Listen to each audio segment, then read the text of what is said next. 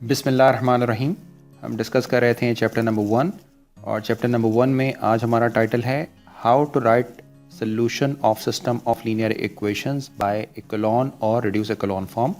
यानी अगर आपके पास इकोलॉन और रिड्यूस इकोलॉन फॉर्म गिवन हो, जैसे कि आपको पता है कि किसी सिस्टम ऑफ लीनियर इक्वेशंस के ऊपर एलिमेंट्री रो ऑपरेशन अप्लाई कर कर आप उसको इकोलॉन या रिड्यूस इकोलॉन फॉर्म में चेंज कर सकते हैं। जैसा कि मैं अपनी प्रीवियस वीडियो में आपको एक्सप्लेन कर चुका हूँ कि कैसे इकोलॉन फॉर्म या रिड्यूस इकोलॉन फॉर्म बनाई जाती है, या आगे चलकर भी हम कुछ एग्जांपल्स को कंसिडर करेंगे।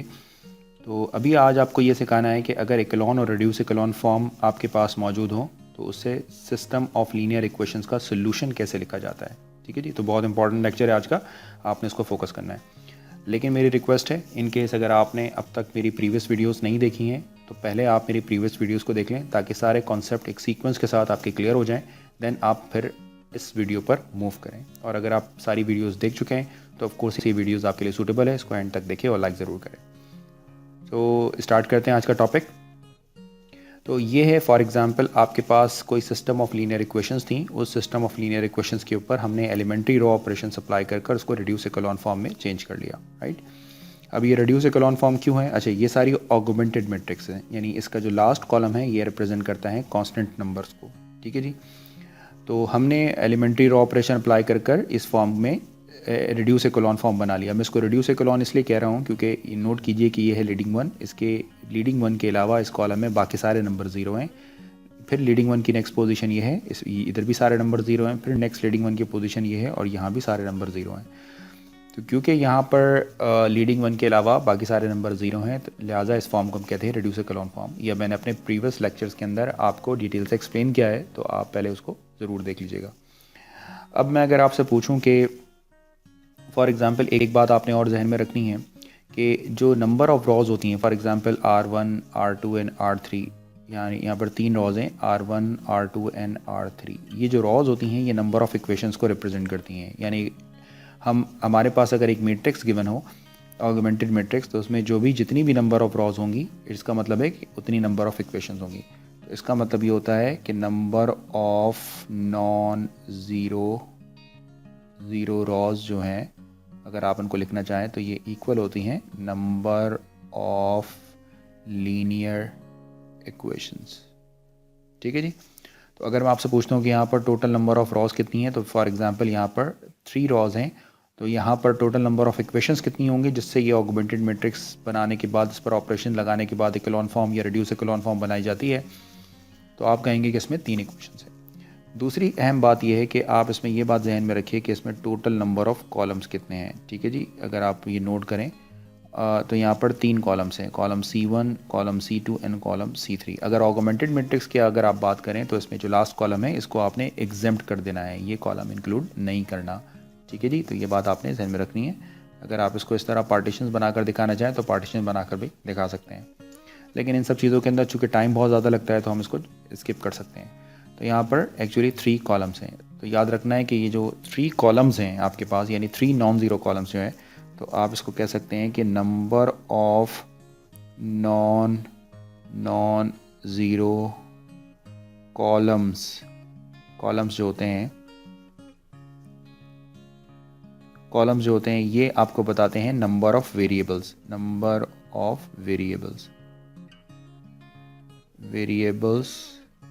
इन सिस्टम ऑफ लीनियर इक्वेशंस। ठीक है जी, तो ये 2 बातें बहुत अहम है, इसको ध्यान में रखना।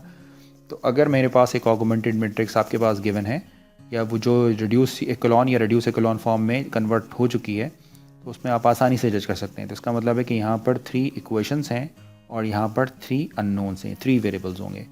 अच्छा जी, अब मैं अगर आपसे एक बात और पूछता हूँ कि फॉर एग्जांपल अब मुझे ये यहाँ पर इस चीज़ को एक्सप्लेन करें कि यहाँ पर लीडिंग वेरिएबल्स कौन कौन से होंगे।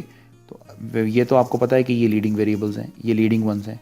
तो जिन कॉलम्स के अंदर लीडिंग वन एग्जिस्ट करते हैं उन वेरिएबल्स को हम लीडिंग वेरिएबल्स कहा करेंगे।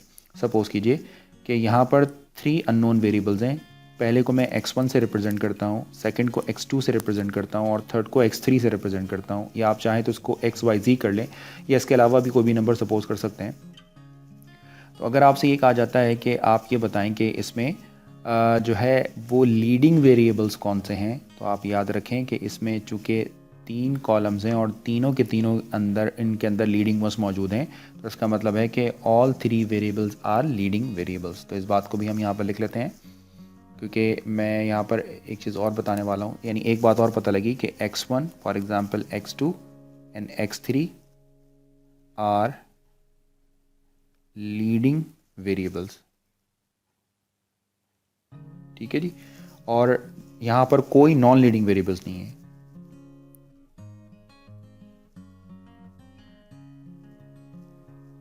There are no non-leading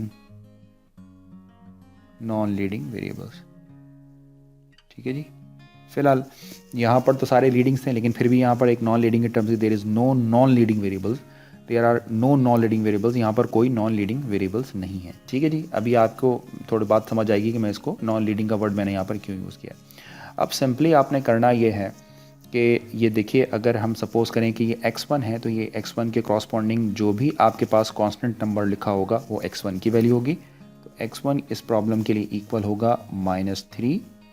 y1 इस नंबर के कॉरस्पॉन्डिंग जो भी नंबर लिखा होगा वो आपके पास y1 की वैल्यू यानी x2 की वैल्यू होगी, तो x2 इज़ इक्वल टू 0, और similarly x3 is equal to 7। तो ये हमारे पास इस सिस्टम ऑफ लीनियर इक्वेशन का एक सोल्यूशन बन जाएगा from reduce echelon form.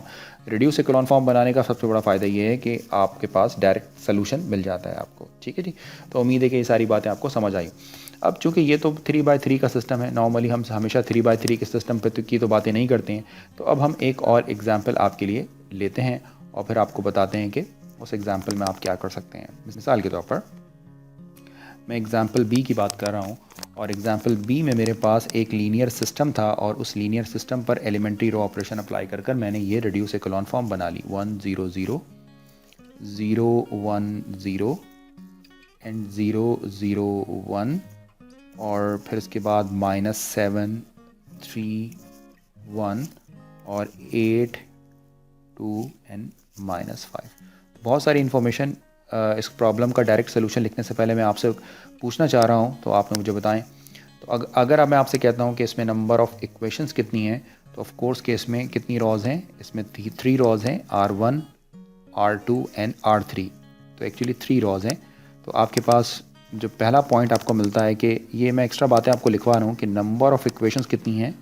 Number of equations आपके पास होंगी 3, राइट। अच्छा, दूसरी चीज़ आप ये बताइए कि चूँकि ये ऑगमेंटेड मैट्रिक्स है, तो लास्ट कॉलम को छोड़कर इसमें टोटल कॉलम्स कितने हैं, नॉन ज़ीरो कॉलम 1 2 3 एंड 4। चूँकि यहाँ पर 4 कॉलम्स हैं, तो अब आपने मुझे बताना है कि नंबर ऑफ़ वेरिएबल्स कितने होंगे, या नंबर ऑफ़ वेरिएबल्स भी कहते हैं, या नंबर ऑफ़ अननोन भी कहते हैं, जो दिल चाहे आप कह सकते हैं। अननोन कितने होंगे आपके पास, ऑफ कोर्स ये है आपके पास 4। अब चूँकि यहाँ पर नंबर ऑफ़ इक्वेशन और नंबर ऑफ़ अननोन इक्वल नहीं है, तो इसका मतलब है कि इसका सोल्यूशन थोड़ा सा डिफरेंट होगा। ठीक है जी। तीसरी बात मैं आपसे ये पूछना चाह रहा हूँ कि यहाँ पर आप मुझे ये बताएं कि किन कॉलम्स के अंदर लीडिंग वंस एग्जिस्ट करते हैं। तो column C1, column C2 and column C3 के अंदर जो है वो लीडिंग वंस एग्जिस्ट करते हैं। तो अब आप इसी के क्रॉसपॉन्डिंग मुझे ये बताइए कि कौन कौन से वेरिएबल जो हैं वो लीडिंग वन होंगे। तो आप सपोज़ कीजिए कि कॉलम C1 के क्रॉसपॉन्डिंग x1 x2 x3, इस तरह कॉलम C4 के क्रॉसपॉन्डिंग अगर हम x4 सपोज करें, तो हम ये कह सकते हैं कि x1 x2 and x3 are leading variables. ठीक है जी। अच्छा जी, अब यहाँ पर नॉन लीडिंग वाला कॉन्सेप्ट आपको अच्छा समझ आएगा। क्या आप मुझे बता सकते हैं कि इसमें नॉन लीडिंग वेरिएबल्स कौन सा होगा। ऑफ कोर्स कि इसके अंदर नंबर ऑफ 4 वेरिएबल्स हैं, तो x4 is a non leading variable, non leading variable. ठीक है जी, तो इसमें एक नॉन लीडिंग वेरिएबल होगा। ठीक है जी, यहाँ तक आप मेरी पॉइंट को अच्छे तरीके से समझ गए होंगे। अब आपने करना क्या है इसके सोल्यूशन लिखने के लिए। अगर ये 3x3 का सिस्टम होता, यानी फॉर एग्जांपल आपके पास नंबर ऑफ़ इक्वेशन और नंबर ऑफ़ अननोन बराबर होते हैं, तो ऑफ कोर्स आपके पास x की एक यूनिक वैल्यू आती, y की एक यूनिक वैल्यू आती, z की एक यूनिक वैल्यू आती, जैसे कि हम पहले डिस्कस कर चुके हैं, या हम कह सकते हैं कि यूनिक सोल्यूशन हमारे पास निकल कर आता। लेकिन यहाँ केस डिफरेंट है यहाँ नंबर ऑफ़ इक्वेशंस तो कम है जबकि नंबर ऑफ़ अननोन ज़्यादा है, तो इसका मतलब है कि यहाँ पर सोल्यूशन यूनिक नहीं होगा। अब यहाँ पर सोल्यूशन अगर यूनिक नहीं होगा तो ये कैसा होगा, ये होगा इनफाइनाइट मैनी। अच्छा, ये बात भी मैं आपको एक और आगे चलकर थोड़ी देर के बाद एक और चेकिंग क्राइटेरिया आपको बताता हूँ, लेकिन पहले आप इसका सोल्यूशन लिखना सीख लें। तो अब यहाँ पर आपने करना यह है कि जो लीडिंग वेरिएबल्स हैं उनको आपने, जो आपके पास लीडिंग वेरिएबल्स हैं वो तो आपके पास आपने मेंशन करना है, और जो आपके पास नॉन लीडिंग वेरिएबल्स हैं उनको कोई पैरामीटर आपने असाइन करना है। मिसाल के तौर पर इसमें जो है वो for example non leading variable कौन सा है, नॉन लीडिंग वेरिएबल्स अगर आप नोट करें तो उसके अंदर नॉन लीडिंग वेरिएबल्स है x4। तो आपने सपोज करना है कि let x4 is equal to t। ये t एक पैरामीटर है, मैं t को पैरामीटर कहता हूँ, ठीक है। आप अगर एक से ज़्यादा हों तो फिर आप कुछ भी ले सकते हैं, for example p q r s t as a parameter assign किए जा सकते हैं, कुछ भी असाइन किया सकता है। फ़िलहाल जो सबसे फेमस पैरामीटर है वो t है, तो आपने ये लिख लिया। अब आपने करना यह है कि अब आपने लिखनी है फर्स्ट इक्वेशन। देखें जो नॉन लीडिंग वेरिएबल है इसका टेक्निक ये है कि उसको आपने एक पैरामीटर असाइन कर लेना है, यानी जितने भी नॉन लीडिंग वेरिएबल्स होंगे उनको पैरामीटर असाइन कर लेना है। अभी मैं बताता हूँ आगे चलकर। अब ये जो लीडिंग वेरिएबल्स हैं इनका काम शुरू है, इनको इस तरह आपने लिखना है, ये इसका कोफिशिएंट है 1, तो इसे आप लिखें x1, ये सारे ज़ीरो हैं, और इसे लिखें -7x4 इज़ इक्वल टू 8। यानी अब आपने बनानी है इक्वेशन। क्या बनेगी equation, x1 -7x4 is equal to 8, एक इक्वेशन ये बनी। सेकेंड इक्वेशन क्या बनेगी, सेकेंड इक्वेशन बनेगी x2 plus 3x4 is equal to 2, ठीक है जी। और थर्ड आपके पास ये लोकेशन क्या थी, ये जो लोकेशन है आपके पास कौन सी लोकेशन है, x3 की लोकेशन है। तो x3 minus 5x4 is equal to, sorry गड़बड़ लिख दी, गलत लिख दी यहाँ पर, ये आपके पास होगा x3 plus 1 time x4 is equal to -5, ठीक है जी। ये 3 इक्वेशंस बन गई। अच्छा जी, इस इक्वेशन में अगर आप देखें तो t हमें पहले से मालूम है कि t की वैल्यू है, x4 की वैल्यू t है, तो t को आप यहाँ सब्स्टिट्यूट कर दें। जब आप t को यहाँ सब्स्टिट्यूट करेंगे तब आपके पास x1 इज़ इक्वल आएगा 70 के। सिमिलरली आपके पास जो x2 है वो इक्वल आएगा 2 माइनस 3t के।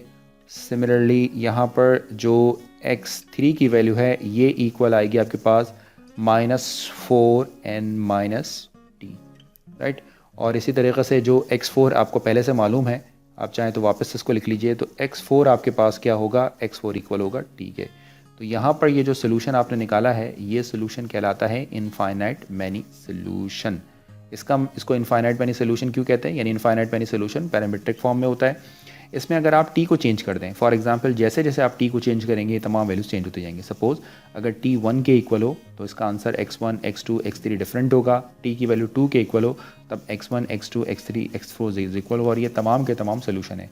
तो जैसे जैसे हम t को इस पैरामीटर की वैल्यू को चेंज करते जाएंगे वैसे वैसे ही तमाम वैल्यूज़ चेंज होती रहेंगी।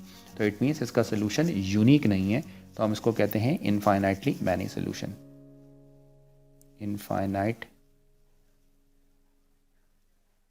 इनफाइनाइटली मैनी सोल्यूशन हम इसको कहते हैं, ठीक है जी। एक और एग्जांपल देखते हैं।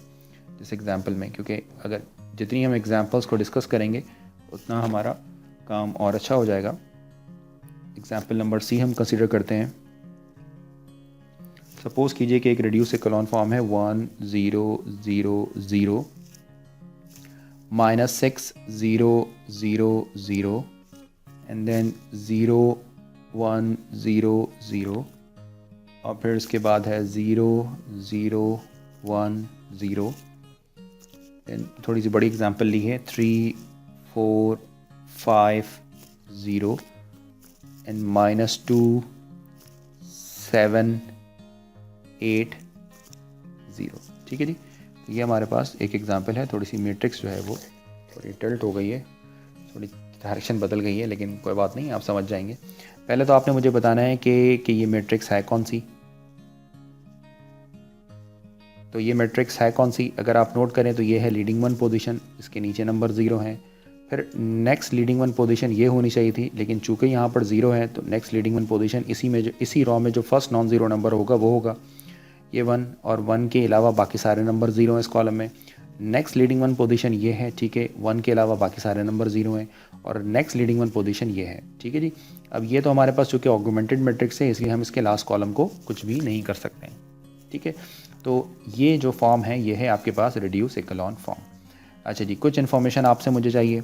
आप मुझे बताएं कि इसमें number of non zero Ross कितनी हैं। अगर आप देखिए तो यहाँ पर 1, this is R2 and R3, तो यहाँ पर रॉस हैं 3, और 3 नॉन ज़ीरो रॉस ये क्या शो कर रही हैं कि नंबर ऑफ़ इक्वेशंस आपके पास कितनी हैं, नंबर ऑफ़ इक्वेशंस हैं 3।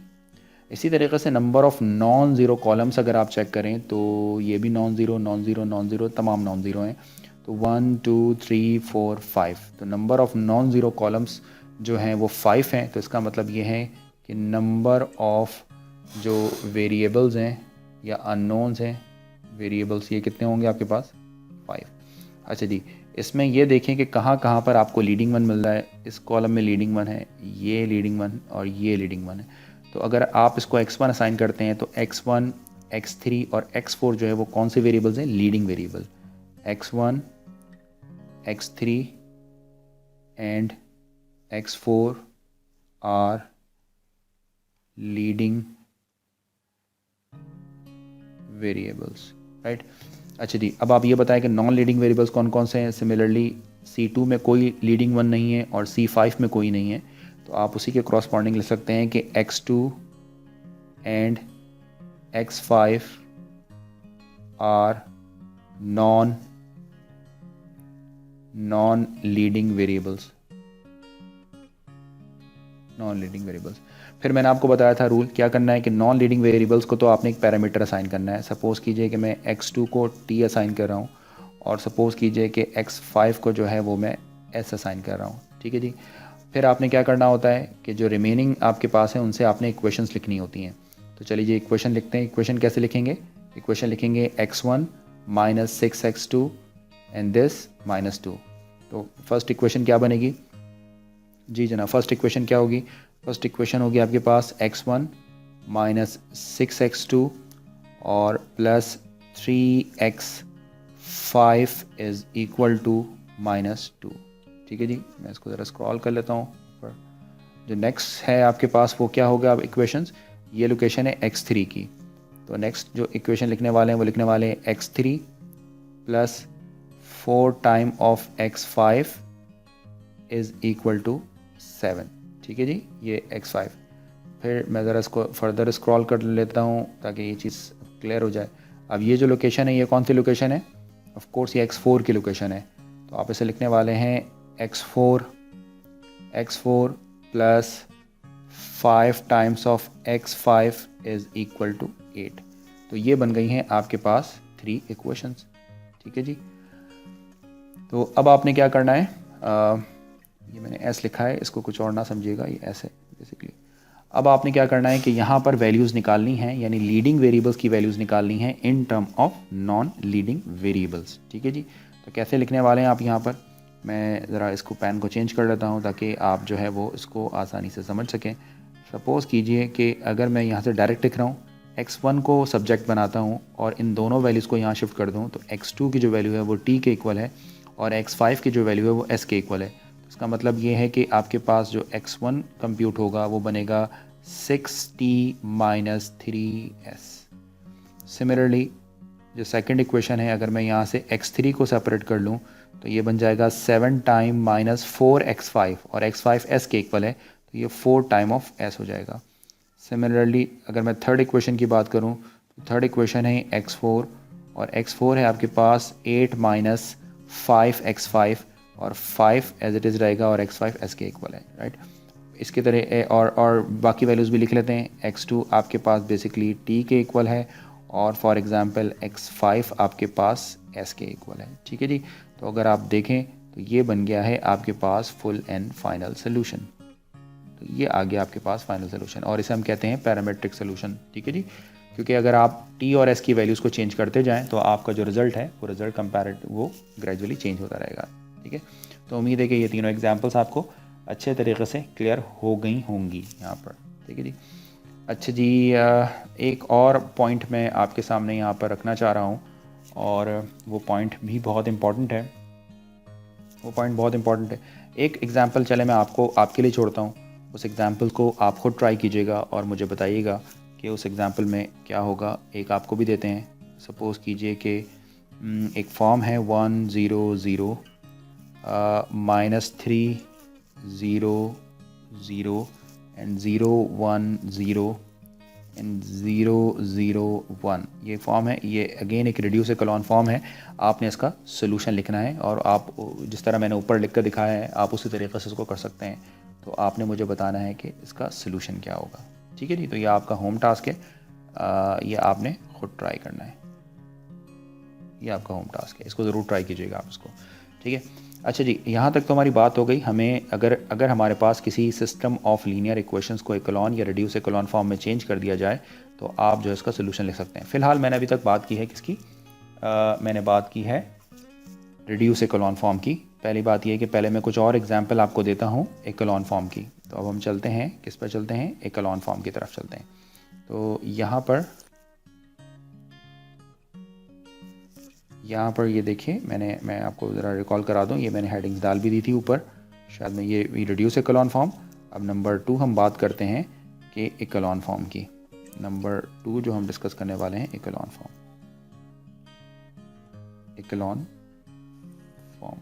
यानी अब हमारे पास अगर मैट्रिसेस इकोलॉन फॉर्म में गिवन है तो अब आपने उसको किस तरह डील करना है। ठीक है जी। तो सबसे पहले एक एग्जांपल को देखते हैं।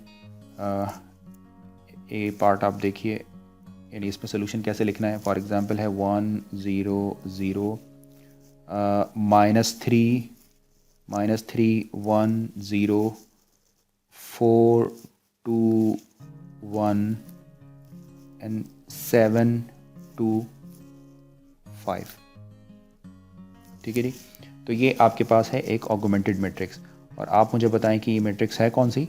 अगर आप नोट करें कि ये लीडिंग 1 है, इसके नीचे नंबर 0, लीडिंग 1 के नीचे वाले अगर नंबर 0 होते हैं तो आप कहते हैं कि ये फॉर्म कौन सी है, इकोलॉन फॉर्म।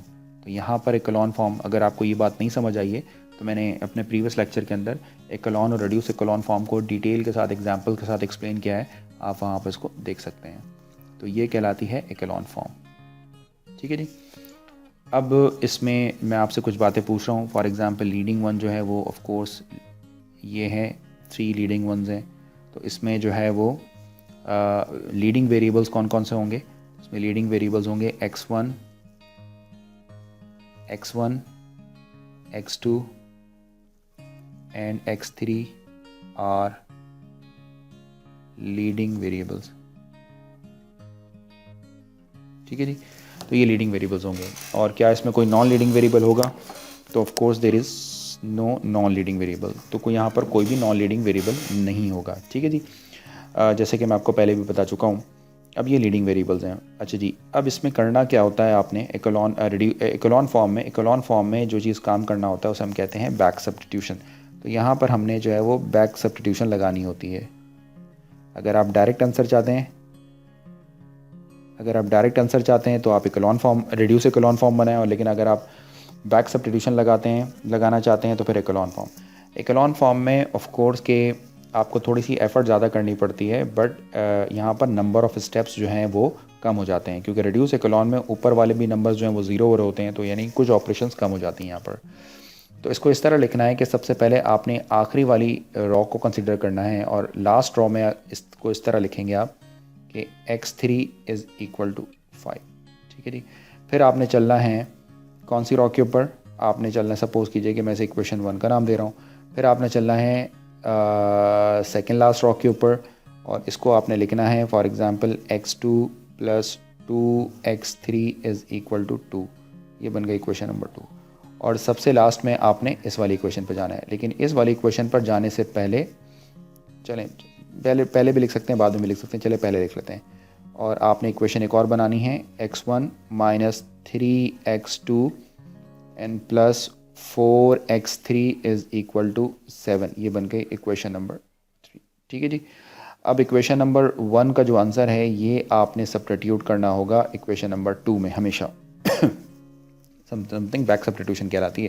तो फॉर एग्जांपल अगर आप यहाँ पर x3 की वैल्यू 5 पुट कर दें तो ये बन जाएगा 5 2 ज़ा 10, तो ये बन जाएगा 2 - 10, और 2 - 10 किसके इक्वल होता है? 2 - 10 का मतलब हो गया x2 is equal to -8, right. अब सॉरी, अब यहाँ पर ये जो x1 और x2 की वैल्यूज़ हैं इनको आपने सब्स्टिट्यूट करना होगा कहाँ पर? इक्वेशन नंबर 3 के अंदर। तो जब आप इक्वेशन नंबर 3 में पुट करेंगे तो x1 किसके इक्वल होगा? x1 इक्वल हो जाएगा आपके पास 7, ये जो है नंबर है -3 है, तो आप इसे लिखेंगे +3 टाइम और x2 डाल देंगे। x2 की वैल्यू बन गई -8, और फिर लिखेंगे -4x3, -4 और x3 की वैल्यू आपको पता है विच इज़ इक्वल टू 5। आप इसे फर्दर सिंप्लीफाई करेंगे तो ये इक्वल होगा 7 -24 और -20। तो आप इसको जब फर्दर सिंप्लीफाई करेंगे तो क्या आंसर होगा? 7 - 24 - 20। तो सिंप्लीफाई कर लीजिए, 7 - 24 - 20 आंसर होगा -37। ठीक है जी। तो इस तरीक़े से यहाँ पर एक स्टेप आपको एक्स्ट्रा करना पड़ता है और वो होता है बैक सब्स्टिट्यूशन का। लिहाजा यहाँ पर जो x1 है ये बन जाएगा -37, x2 की जो वैल्यू है आपके पास ये आ जाएगी -8, और x3 जो भी आपने कंप्यूट किया है ये बन जाएगा 5। इस तरह आप जो है इकोलॉन फॉर्म से सोल्यूशन लिख सकते हैं। तो ऐसे आपने इसका सोल्यूशन लिखना होगा। ठीक है जी। चलिए एक और एग्जांपल पे चलते हैं, क्योंकि जितनी हम प्रैक्टिस करेंगे उतनी हमारी लीनियर अलजेब्रा जो है वो इम्प्रूव हो जाएगी। सपोज़ कीजिए कि सेकंड एग्जांपल मैं इसी तरह की लेता हूँ जिस तरह प्रीवियस क्वेश्चन में ली थी मैंने। 1 0 8 -5 एंड 6। सेकंड रो लिखते हैं 0 1 4 -9 एंड 3, और थर्ड रो है हमारे पास 0 0 1 1 एंड 2। ये हमारे पास आ गई। ठीक है जी। तो अब आप यहाँ पर, चूँकि बहुत सारी बातें मैं कई दफ़ा रिपीट कर चुका हूँ, तो मैं अब आपको डायरेक्ट बताता हूँ। ये है मेरे पास लीडिंग 1, ये भी लीडिंग 1 है और ये भी लीडिंग 1 है। तो अगर ये नंबर्स भी ज़ीरो होते हैं तो हम इसे रिड्यूस इकोलॉन फॉर्म कहते हैं, लेकिन चूँकि ये नंबर्स नॉन ज़ीरो हैं तो इसलिए हम इसे इकोलॉन फॉर्म कह रहे हैं। फिर अगर आपसे पूछा जाए कि यहाँ पर इक्वेशंस कितनी हैं, तो 1 2 3 इक्वेशंस हैं जो मैं अब नहीं लिख रहा हूँ, बता चुका हूँ। और यहाँ पर अगर आपसे पूछा जाए कि लीडिंग वेरिएबल्स कौन से हैं, तो x1 x2 और x3 लीडिंग वेरिएबल्स हैं, क्योंकि इन कॉलम्स के अंदर लीडिंग 1 अकर करता है। तो यहाँ पर x1 x2 and x3 are leading variables. अब आप बताएं कि नॉन लीडिंग वेरिएबल्स कौन सा है। फॉर एग्जांपल यहाँ पर 4 नॉन ज़ीरो कॉलम्स हैं, 1 2 3 एंड 4। तो यहाँ पर x4 जो है वो आपका नॉन लीडिंग वेरिएबल्स है। x4 is non leading variable. ठीक है जी, नॉन लीडिंग। फिर आपको ये बताया गया है कि आपने किसी नॉन लीडिंग वेरिएबल को सेम उसी तरीके से एक पैरामीटर असाइन करना होता है। ठीक है जी। अब आपने बनानी है इक्वेशन। तो सबसे पहले आपने लास्ट इक्वेशन ही फॉर्म करनी है। अब ये लास्ट इक्वेशन आपके पास बनेगी x3, क्योंकि ये x3 वाली लोकेशन है और ये x4 वाली लोकेशन है। जैसे लिखेंगे 1x3 + 1x4 is equal to 2। ठीक है जी। इसी तरीके से पहले इनको भी लिख लेते हैं। इसे कैसे लिखने वाले हैं आप? इसे आप लिखेंगे x2 +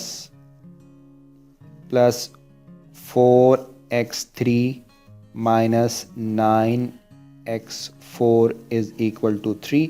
और जो लास्ट इक्वेशन है हमारे पास वो कैसी लिखी जाएगी?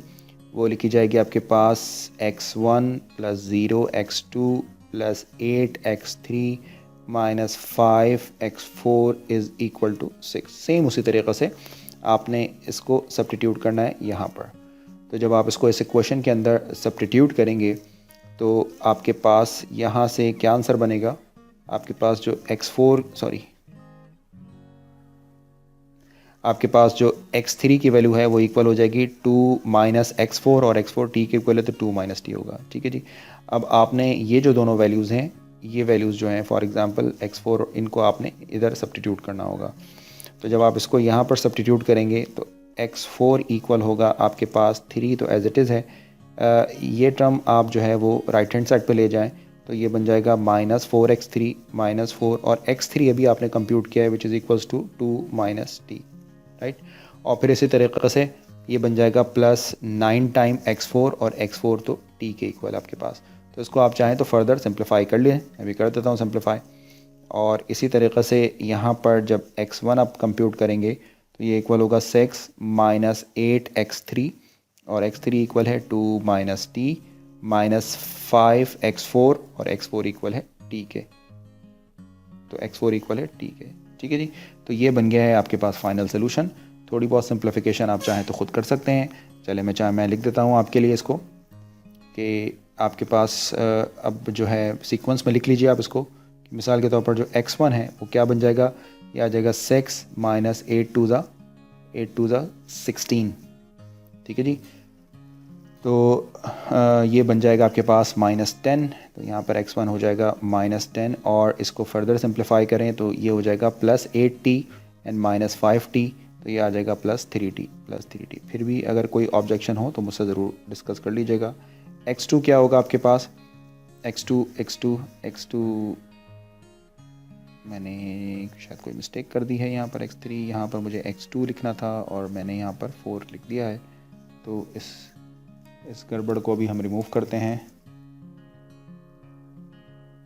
ये जो है थोड़ी सी गड़बड़ हो गई है इसमें। ये है बेसिकली आपके पास x2, ठीक है जी। तो इस तरह की छोटी छोटी मिस्टेक्स होती हैं, आप देखते रहिएगा सारी चीज़ों को। इसको थोड़ा सा सिंप्लीफाई कर लीजिए तो ये बन जाएगा 4 टू ज़ा 8 हो जाएगा। तो 3 - 8 एक्चुअली इक्वल होगा आपके पास -5 के। सिमिलरली यहाँ पर ये बन जाएगा +4t और +9t, तो ये आ जाएगा आपके पास +13t। इसी तरीके से बताइए कि x3 क्या होगा आपके पास, x3 है आपके पास 2 - t और इसी तरीके से x4 क्या होगा, x4 है आपके पास t।